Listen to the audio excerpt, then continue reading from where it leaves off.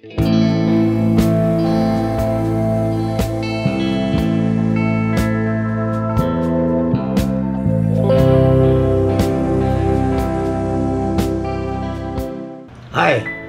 আমি সমীরণ। আজ শনিবার, ঠিক গত শনিবার আমি, মানু ও সিমন আমরা আমাদের বাড়ি থেকে 27 কিলোমিটার দূরে খড়গবাসলা, ওখানে দ্য ওয়াটার রিসার্চ ক্যাম্পাস, একটা সুন্দর জায়গা, সুন্দর একটা সাজানো গোছানো একটা জঙ্গল। সেই জঙ্গলে একটা অফিস কোয়ার্টার্স। হ্যাঁ, আমাদের সুমন, পর্ণা ও পিকু ওখানে থাকে। জায়গাটা এত সুন্দর, মানে আমি দুবার গেছি ওই জায়গাটাতে। এত সুন্দর জায়গা। যথারীতি মানু ওদের বলল যে পর্ণা, আমরা তো তোমাদের সুন্দর একটা জায়গাতে, বেশ একটা জঙ্গলে ঘেরা ক্যাম্পাসে তোমরা থাকো, নিরিবিলি জায়গা, তো আমাদের খুব ভালো লেগেছে। তো তোমরা এবার এসো আমাদের সিটিতে, কনজাস্টেড এরিয়ায় কেমন থাকি। যথারীতি ওরা আজকে আসছে। হ্যাঁ, এসে গেছে। চলুন সুমনের সাথে একটু আলাপ করা যায়, সবার সাথে, সুমন, পর্ণা, পিকুর সাথে একটু আলাপ করা যায় যে কীরকমভাবে ওরা এই কনজাস্টেড সিটিতে এই 27 কিলোমিটার ড্রাইভ করে আমাদের বাড়িতে এলো। আসুন। সুমনরা শেষ পর্যন্ত 2 ঘন্টা ড্রাইভ করে বিধ্বস্ত অবস্থায় ফিরেছে। আসুন দেখা যাক। এই যে সুমন, পর্ণা, পিকু। সুমন, জানি বিধ্বস্ত, বলো তোমার অভিজ্ঞতা সম্বন্ধে। খুব ভালো অভিজ্ঞতা। রাস্তায় যে এরকম জ্যাম, মানে আমি এতদিন 10 বছর পুনেতে থেকে এরকম জ্যামে পড়িনি আর কি। যাক, সেটাও একটা অভিজ্ঞতা। মানে যে রাস্তায় যাচ্ছে কিছুক্ষণ দাঁড়িয়ে থেকে গাড়িটা ঘুরিয়ে নিতে হচ্ছে, গাড়িটা ঘুরিয়ে আর একটা রাস্তা হচ্ছে, সেখানেও একই অবস্থা। ফলে এখন মনে হচ্ছে যে রাস্তাটা প্রথমেই দেখাচ্ছিল তো সেটাতেই থাকলে ভালো ছিল। যাক, খুব ভালো অভিজ্ঞতা। বাহ, তোমার অভিজ্ঞতা? আমার ওই একই অভিজ্ঞতা। আমরা 2বার রুট চেঞ্জ করেছি, কিন্তু তাতেও সেই একই 2 ঘন্টা লাগলো, মানে 2.25 ঘন্টা বেসিক্যালি, কিন্তু সে টাইম ঠিকই লাগলো। এবার সমীরণদা আসার সাথে সাথেই আমাদেরকে বলল, সত্যি সেটা খুব মানে ভালো লাগলো শুনে, যে সবাই জানুক যে ওইখানে জঙ্গলে কি সুন্দর, এমন একটা পরিবেশে থাকা কত মানে অ্যাডভান্টেজিয়াস। আর যারা আউন্দে থাকে, শহরের মাঝখানে থাকে, তাদের কতটা রোজ পোহাতে হয় আর কি। মানে এটা সত্যি আজকে সেটা প্রমাণ পেলাম আর কি। খুব ভালো লাগে। হ্যাঁ, পিকু, তোমার কেমন লাগলো এত সুন্দর ট্রাফিক জ্যাম আজকে? ভালো। ভালো? সবই ভালো। যাক, ওর ভালো লেগেছে শুনে ভালো লাগলো।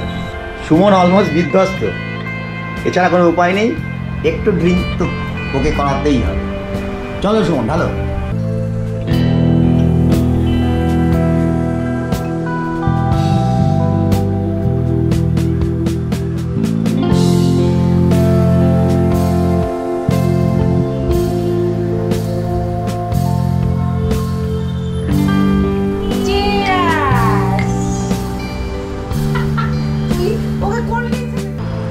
হ্যাপি হয়ে গেছে। 120 বছর বয়সী পেন্টিংটা? হ্যাঁ, আমার বাবার, আমার মায়ের মামা। আমার মায়ের বাড়ি থেকে সবাই মানে সুমন খুব ভালো আবৃত্তি করে। আমি যখন ওর বাড়িতে গেছিলাম, ওর ঘরে নানা রকম আবৃত্তির বই আমি দেখেছি। তো যথারীতি আমার ঘরে আড্ডায় আমি সুমনকে রিকোয়েস্ট করব, ছোট্ট যদি একটু কবিতা আবৃত্তি করে শোনাও।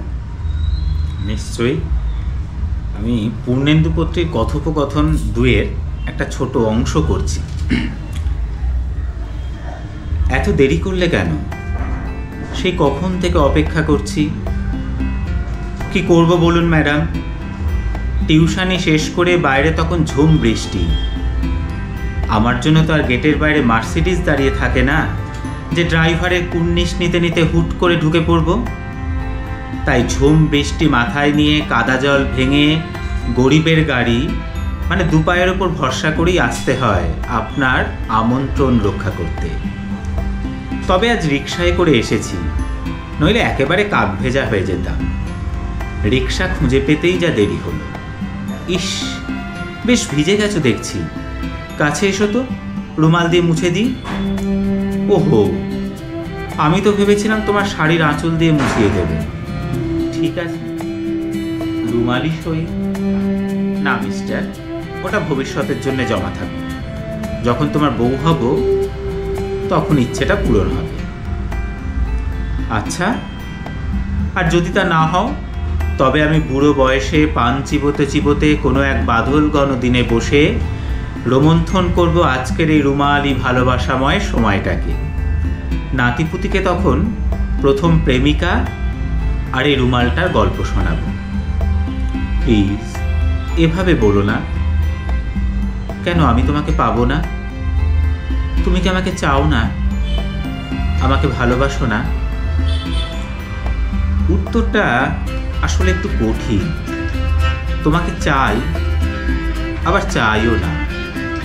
ভালোবাসি, আবার বাসি না। হেয়ালি রাখো, আমি স্পষ্ট জানতে চাই।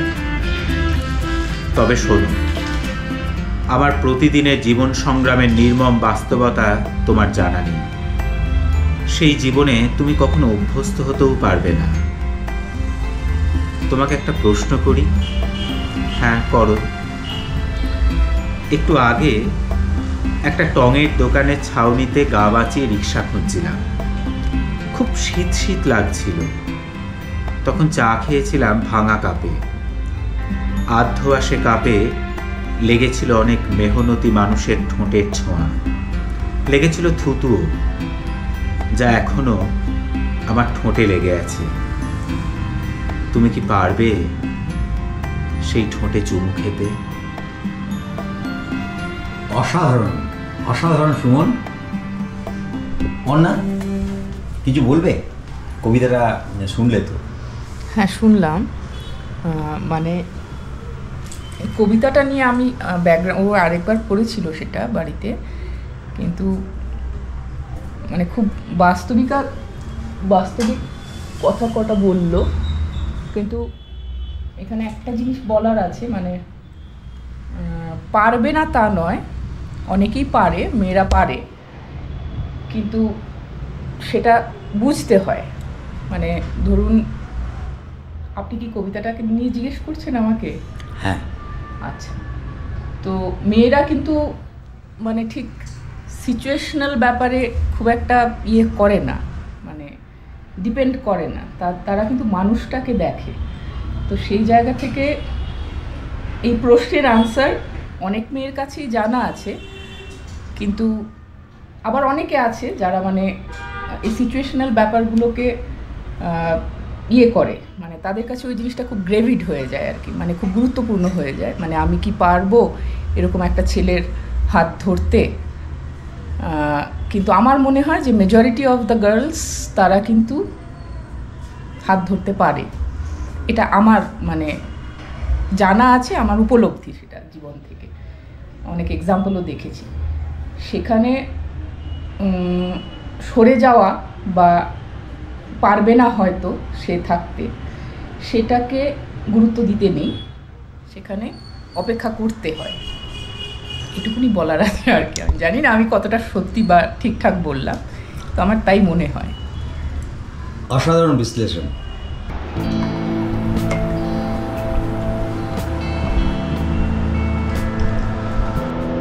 হাফ বোতল প্রায় শেষ। হ্যাঁ, প্রচুর খাওয়া হয়ে গেছে আজ। সুমন ঠিক আছে, সুমন একদম ঠিক আছে। আমরা বহরমপুরের বিভিন্ন ধরনের গল্প শুনছি এবং ওয়েস্ট বেঙ্গলের রাজনীতি সম্পর্কে আমরা বেশ অনেক কিছু তথ্য জানতে পারলাম। না, এখানে সেটা দেওয়া সম্ভব নয়, পরে কোনো এক সময় সুমনকে নিয়ে বসে আপনারা শুনে নিন। হ্যাঁ, এবারে ডিনারের পর্ব। জানি না কি রান্না হয়েছে, ভগবান জানে। দেখা যাক, খেয়ে বলবো সবার রিভিউ নিয়ে। সুমন বলছে রান্না সব নাকি খুব ভালো হয়েছে, মানে দেখেই বলছে ভালো হয়েছে। কি যে হয়েছে ভগবান জানে। হ্যাঁ, ডিনার চলছে। তা আজকে মানু কি রান্না করছো? আগের দিন তো ফাঁকি মেরেছো। আজকে হ্যাঁ, রুই মাছের ঝোল, জিরে বাটা, চিংড়ি মাছের চাটনি, আর পেঁয়াজ কলি আর ট্যাংরা মাছ দিয়ে, আর চিকেন, ব্যাস। হ্যাঁ, আর মিষ্টি আছে, রসমালাই। হ্যাঁ, সেটা তো ঠিক আছে, কিন্তু রান্নার কোয়ালিটি কি? আমি তো খাওয়া ছেড়ে চলে গেলাম। সুমন পাতে দেওয়া যাচ্ছে? খেতে খুব ব্যস্ত, এত রান্না ও দারুণ। না না, ওরম বৌদির পরে কথা বলো। না বৌদির ফরে কথা বলছি না, একদমই বৌদির ফরে কথা বলছি না। এখন খেতে এত ব্যস্ত, তার মধ্যে আপনি ভিডিও শ্যুট করছেন। দেখ, আমি মাছগুলো দারুণ এনজয় করে খেয়েছি, চিকেনটা খাওয়া বাকি আছে এখনো। 3টি মাছই দারুণ, বিশেষত পেঁয়াজ কলি দিয়ে ট্যাংরা মাছ, আহা। ওরম ভাবে আহা বললে চলবে না, মানে পাতে দেওয়া যাচ্ছে তো? হ্যাঁ নিশ্চয়ই, ভালো খেতে। জানিস না, তোমরা এখন বৌদির পরে বলবে, যেন না হলে মুশকিল, মেয়েরা মেয়েদের পরে দেয়। না তোমার কি মত? মোটেই না, বৌদির পরে বলছি না, আমরা খাবারটা যেমন হয়েছে সেটা বলছি। দারুণ হয়েছে প্রত্যেকটা, বিশেষ করে পেঁয়াজ কলি দিয়ে যে ইয়েটা ট্যাংরা, এটা খুব ভালো। এটা আমি প্রথম খেয়েছি, যদিও মানে আমাদের বাড়িতে কেউ তো খাইনি। ট্যাংরা অন্য রকমের রান্না করে হবে, এটা দারুণ। আর বৌদি একটা খুব স্পেশাল চিংড়ি করেছে, চিংড়িটা খুব দারুণ লেগেছে, মানে উইদাউট জিঞ্জার, এটা দারুণ টেস্ট হয়েছে, আমার খুব ভালো লেগেছে। এই সবই এর দলে। না, দলে আবার কি?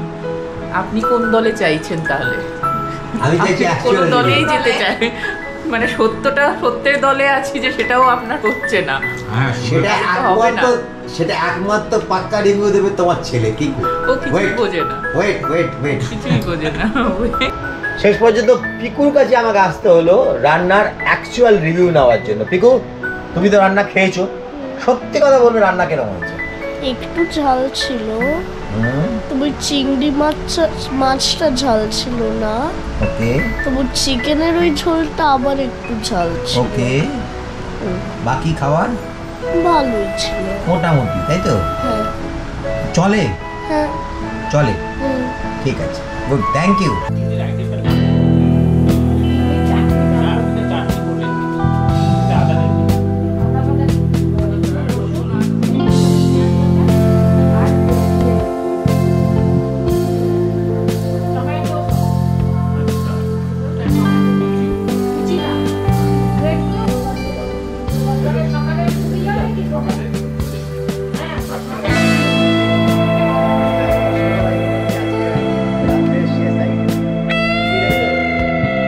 সুমন, অনেক রাত হলো, প্রায় 1:30টার কাছাকাছি।